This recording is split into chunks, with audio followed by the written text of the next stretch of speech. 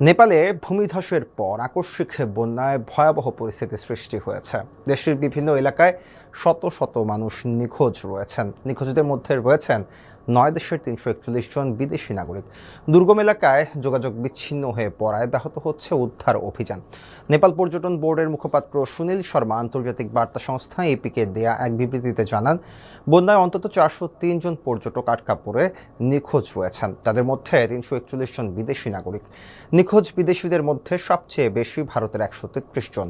তিব্বতের কৈলাস পর্বতে তীর্থযাত্রার পথে তারা বন্যা কবলিত হয়ে বিচ্ছিন্ন হয়ে পড়েন। এছাড়া ইতালির 90, ইউক্রেনের 53, যুক্তরাষ্ট্রের 47 এবং অস্ট্রেলিয়ার 34 নাগরিকের সন্ধান পাওয়া যাচ্ছে না। দক্ষিণ কোরিয়ার 9, রাশিয়ার 4, বেলজিয়ামের 3 এবং পর্তুগালের 2 নাগরিকও নিখোঁজ রয়েছেন। এদিকে সীমান্তের ওপারে চীনের তিব্বতে স্বায়ত্তশাসিত অঞ্চলের জাইরং কাউন্টিতেও বন্যার ব্যাপক প্রভাব পড়েছে। চীনা কর্তৃপক্ষের বরাতে সিসিটিভি জানিয়েছে সেখানে অন্তত 3 জনের মৃত্যু হয়েছে এবং 265 জন নাগরিক নিখোঁজ রয়েছেন। ভয়াবহ এই দুর্যোগে গভীর শোক জানিয়েছেন নেপালের প্রধানমন্ত্রী বীরেন্দ্র শাহ।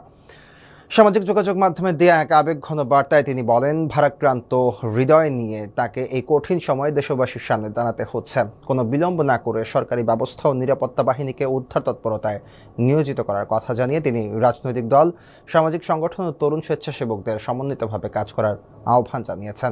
এদিকে নেপালের ভয়াবহ বন্যা ও ভূমিধসে প্রাণহানি ও ক্ষয়ক্ষতিতে গভীর শোক ও সংহতি জানিয়েছে বাংলাদেশ। পররাষ্ট্র মন্ত্রণালয় জানিয়েছে পরিস্থিতি নিবিড়ভাবে পর্যবেক্ষণ করছে ঢাকা। নেপালের ত্রাণ ও উদ্ধার কার্যক্রমে সম্ভাব্য সব ধরনের সহায়তা দিতে প্রস্তুত বাংলাদেশ।